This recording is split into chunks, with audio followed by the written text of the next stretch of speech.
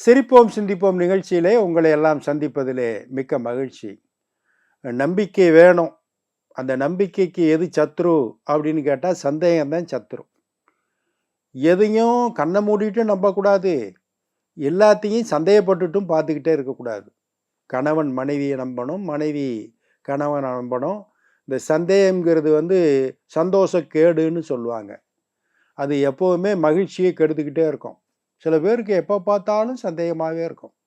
ஏங்க என்னைய மறந்துடுவீங்களா அப்படின்னு சில பேர் கேட்டுக்கிட்டே இருப்பான், காதலிச்சு முடிக்கிற வரைக்கும். அப்புறம் கல்யாணம் ஆன பிறகு கை விட்டுருவீங்களான்னு கேட்டுக்கிட்டே இருப்பாங்க. இப்படி ஏதாவது ஒன்று சிறுபிள்ளைத்தனமாக இருக்கும். அது ஒரு வகையான மகிழ்ச்சி கூட கொடுக்கலாம். ஆனாலும் சந்தேகம் படவே கூடாது. ஒரு புதுமண தம்பதி, அந்த அம்மா எதுக்கெடுத்தாலும் பயப்படும். இவர் எல்லாத்துக்கும் துணிஞ்சவர், தைரியமாக இருப்பார். இந்த இளைஞர் 2 பேரும் கல்யாணம் பண்ணிட்டு ஒரு மலைப்பிரதேசத்துக்கு ஹனிமூனுக்கு போனாங்க. ஒரு பெரிய ஹோட்டலில் ரூம் எடுத்தாங்க. பெரிய கிங் சூட், குயின் சூட்னு சொல்லுவாங்க பாருங்க, அவ்வளோ பெரிய சூட்டு ஒன்று இவங்களுக்கு கொடுத்தாங்க.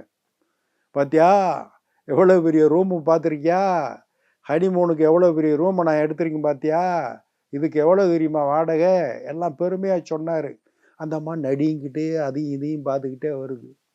திரைச்சலையை பார்த்தா பயப்படுது, படத்தை பார்த்தா பயப்படுது, பூந்தொட்டியை பார்த்தா பயப்படுது, ஜன்னல் திறந்துருக்கு அது எட்டி பார்த்தா பயப்படுது, எவ்வளோ உயரத்தில் இருக்குது ரூமு அப்படின்னு எல்லாத்துக்கும் பயப்பட்டுக்கிட்டே இருக்கு. அது மட்டும் இல்லை, கிளம்புங்க நான் இங்கே இருக்கிறதுக்கு எனக்கு பிடிக்கல, சந்தேகமாகவே வருது அப்படின்னு அந்த பொண்ணு சொல்லுது. என்னம்மா அது, ஊர்லேருந்து வந்தோம், நல்ல அழகான ரூம் எடுத்திருக்கோம், 2-3 நாளைக்கு தங்கிட்டு ஊரெல்லாம் சுற்றி பார்த்துட்டு மகிழ்ச்சியாக இருந்துட்டு போவோமே அப்படின்னு மாப்பிள்ளை சொல்கிறான்.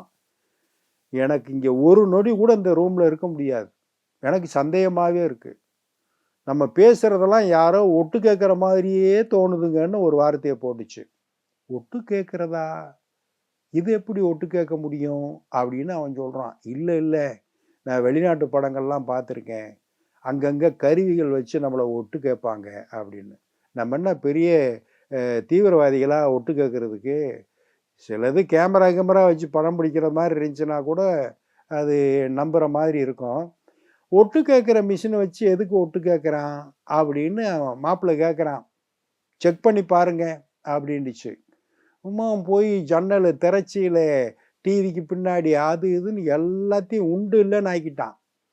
கட்டிலில் மெத்த அது இது எல்லாத்தையும் இழுத்து போட்டு பார்த்துட்டான். எங்கேயுமே வயரிங் கிடையாது, எங்கேயுமே கருவிகள் கிடையாது. கடைசியில் பார்க்காது இந்த ஃப்ளோரில் இந்த குளிருக்காக விரிச்சிருக்கிற கம்பளி ஃப்ளோரில் விரிச்சிருப்பாங்க, அதையும் பார்த்துருவோம்னு சொல்லிட்டு அந்த தரையில் விரிச்சிருக்கிற கம்பளி எடுத்தா ஒரு சீடி மாதிரி ஒன்று தரையோட தரையாக இருக்குது, வட்டமாக ஒரு சீடி. அது போல்ட் நட்லாம் போட்டு டைட் பண்ணியிருக்கு. பாத்தியா நீ சொன்னது சரித்தான், யார் மாப்பிள்ளக்காரன் சொல்கிறான்.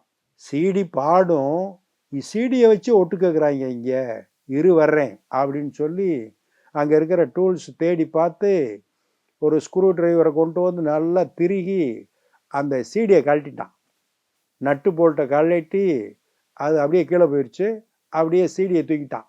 தூக்கிட்டு இனி எவன் ஒட்டு கேட்பான் பார்ப்போம் வா அப்படின்னு சொல்லி படுத்துட்டாங்க. மறுநாள் காலையில் போதும்டா சாமின்னு ரூமை காலி பண்ண போனால் அந்த ரிசப்ஷனிஸ்ட் சொல்கிறாரு, நல்ல வேளை நீங்கள் தப்பிச்சிட்டீங்க நேற்று அப்படின்னு ரிசப்ஷனிஸ்ட் சொல்லியிருக்காரு. ஆமாம் ஆமாம், ஒரே ஒட்டு கேட்டுக்கிட்டு இருந்திருக்காங்க, நாங்கள் தப்பிச்சிட்டோம்ல ஒட்டு கேட்கறதுலேருந்து அப்படின்னு இவங்க 2 பேரும் சொல்லியிருக்காங்க. என்ன சொல்கிறீங்கன்னு எனக்கு புரியல. உங்கள் ரூம் இருக்குல்ல, அதுக்கு நேர் கீழே இருக்க ரூமில் ஹஸ்பண்ட் அண்ட் ஒய்ஃப் உங்களை மாதிரி தான் ஹனிமூனுக்கு தங்கியிருந்தாங்க. அவங்களுக்கு நேர் மேலே மாட்டி இருந்துச்சு, எதில், சீலிங்கில் ஒரு சாண்டிலியர் லைட்டு, வண்ண விளக்கு. அது நடுராத்திரி 12 மணிக்கு அதுவாக கலண்டு அவங்க மேலே விழுந்து காயம் படுகாயம். நீங்கள் இருந்த ரூமில் அப்படி நடக்கலை, அதனால தான் நீங்கள் தப்பிச்சிட்டிங்கன்னு சொல்கிறேன் அப்படின்னு அவன் சொன்னான். யார், சீடியில் ஒட்டு கேட்குறத கலட்டினாங்கல்ல, அதோட எஃபெக்ட். அடுத்த ஒரு நிகழ்வில் சந்திப்போம். இந்த நாள் இனிய நாளாக அமைய நல்வாழ்த்துக்கள். வணக்கம்.